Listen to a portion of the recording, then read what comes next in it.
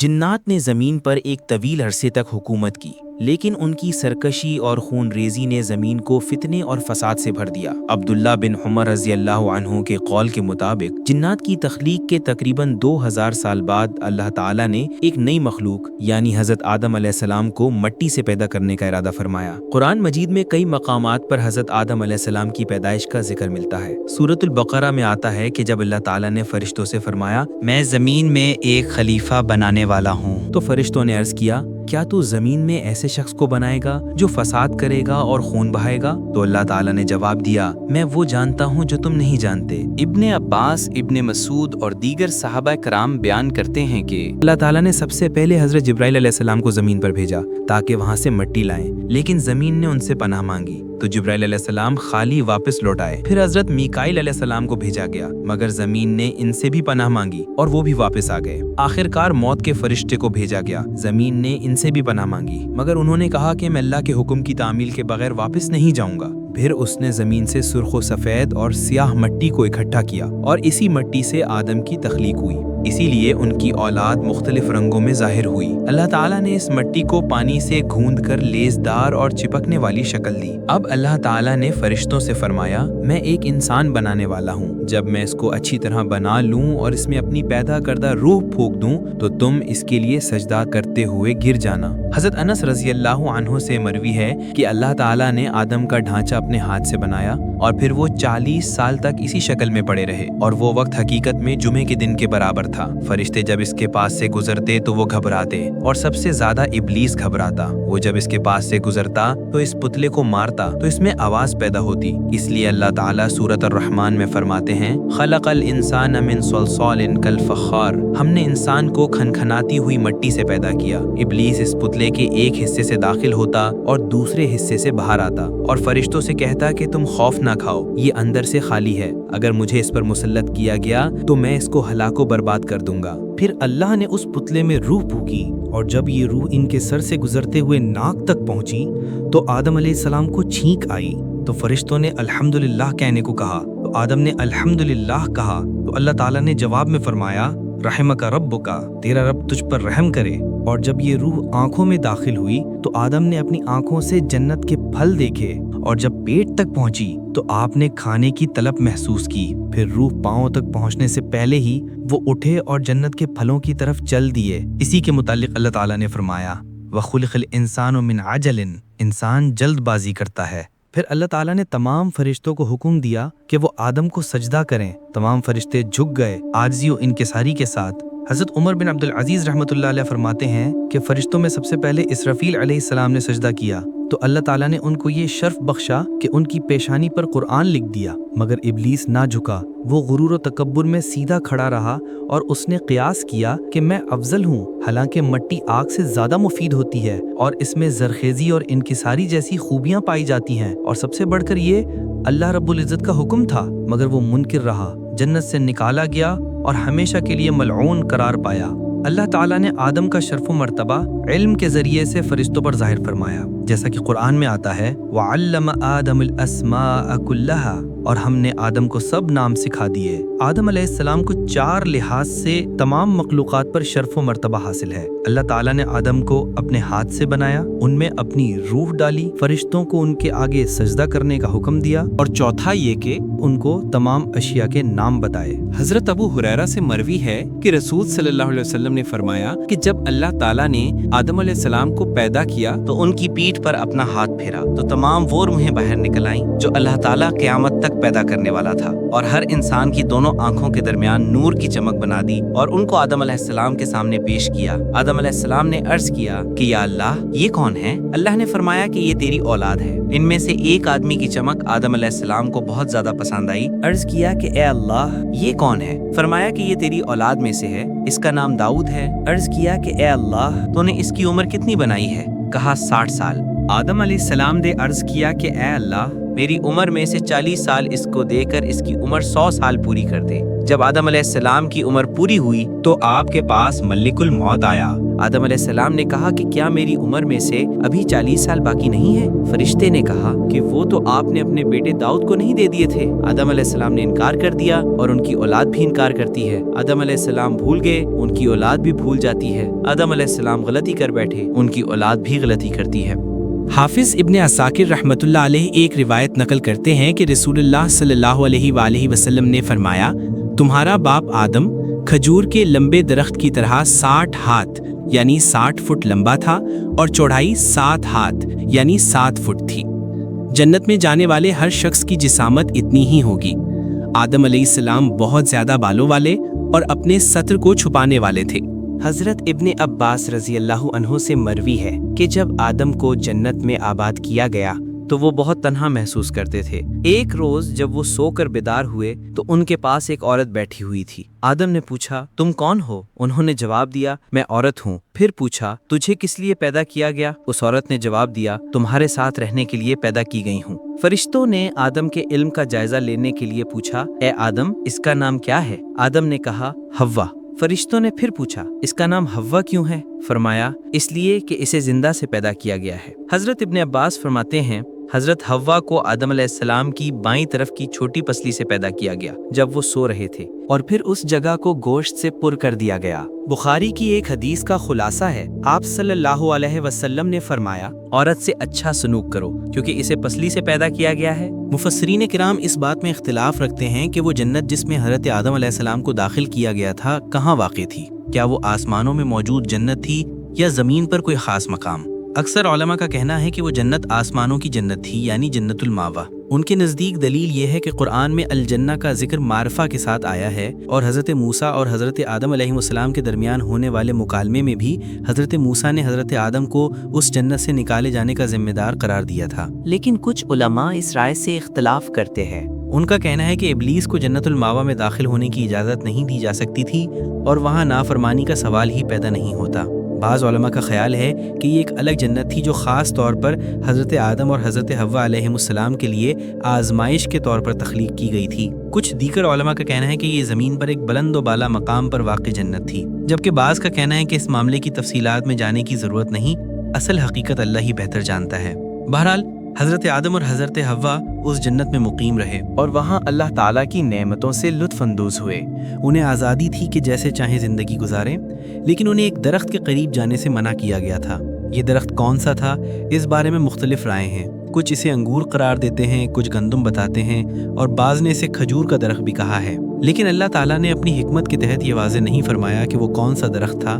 انسان کی فطرت میں بھول جانا شامل ہے، اسی لیے ابلیس نے ان دونوں کو وسوسوں میں مبتلا کیا اور بالآخر انہیں اس درخت کا پھل کھانے پر آمادہ کر لیا۔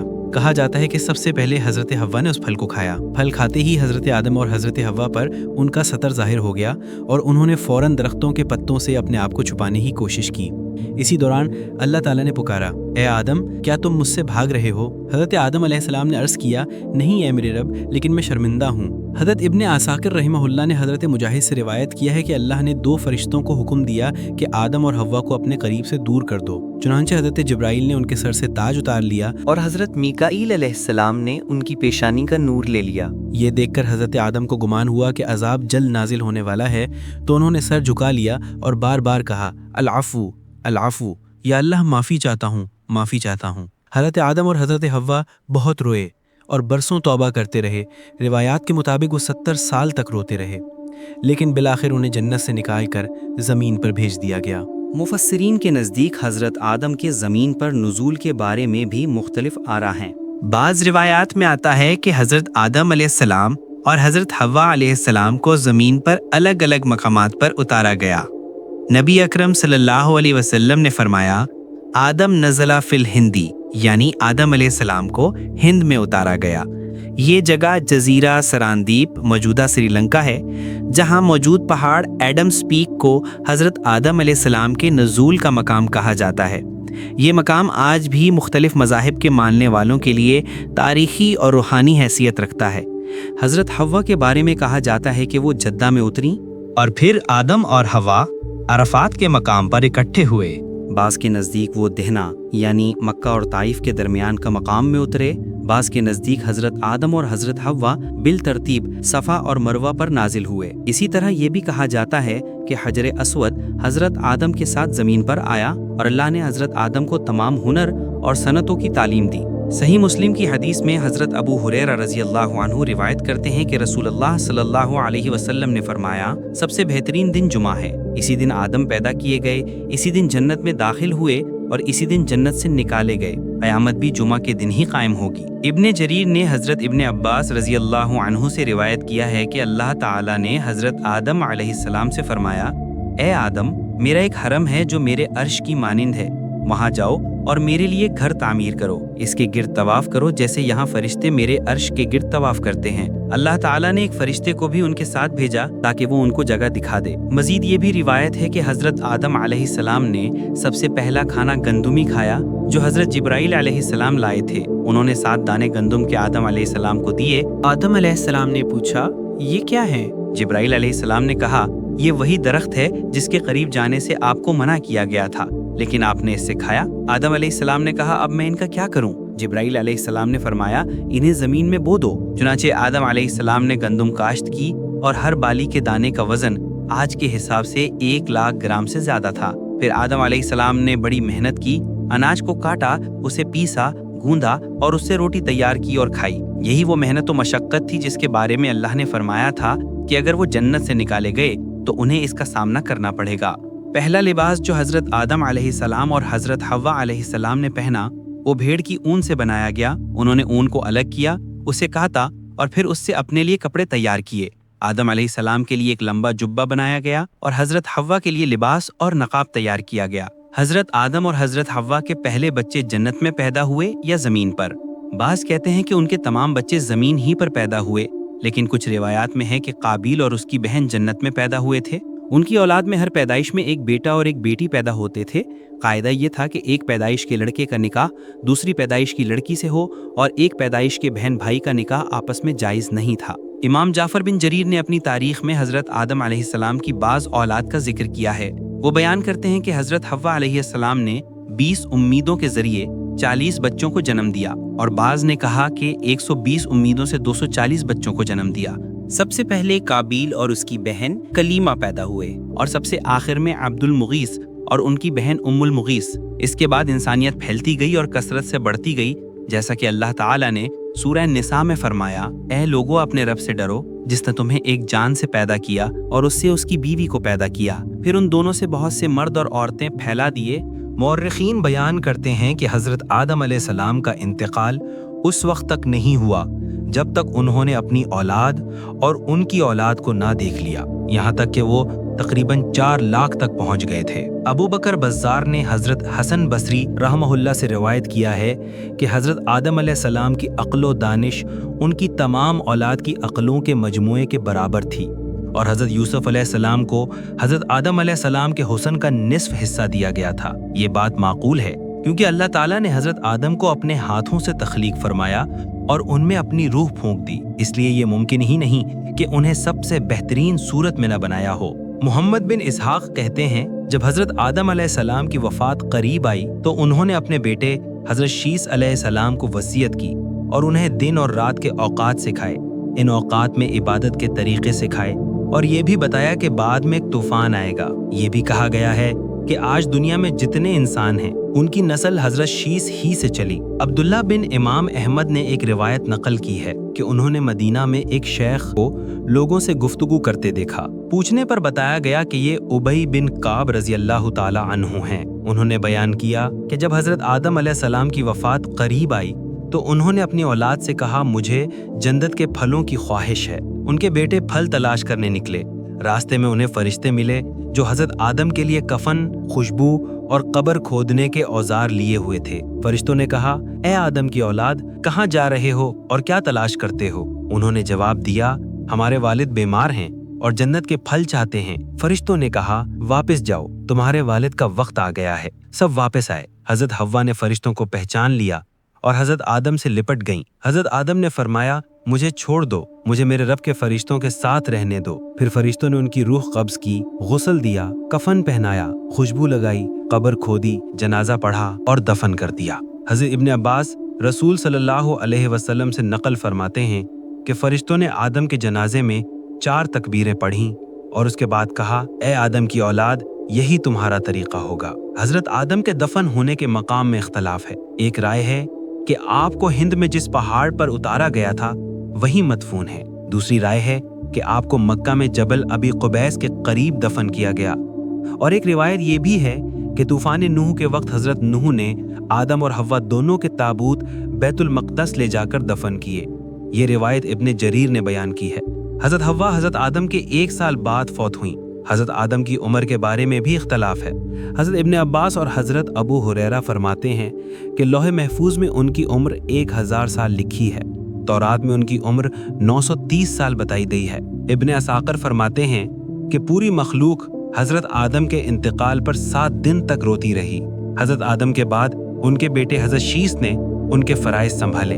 ये पूरी दास्तान हमें ये सिखाती है कि इंसान का असल शर्फ इल्म, इताअत और आजिज़ी में है। तकब्बुर इब्लीस की सिफत है और तौबा आदम अलैहिस्सलाम की पहचान, जो अब्बुल बशर इंसानों के बाप हैं। अल्लाह ने हमें आदम अलैहिस्सलाम की औलाद बनाया और ये अमानत दी कि हम ज़मीन पर इसके खलीफा हैं। बस हमें हमेशा अल्लाह की इताअत, आजिज़ी और इसके हुक्म को मुकद्दम रखना चाहिए।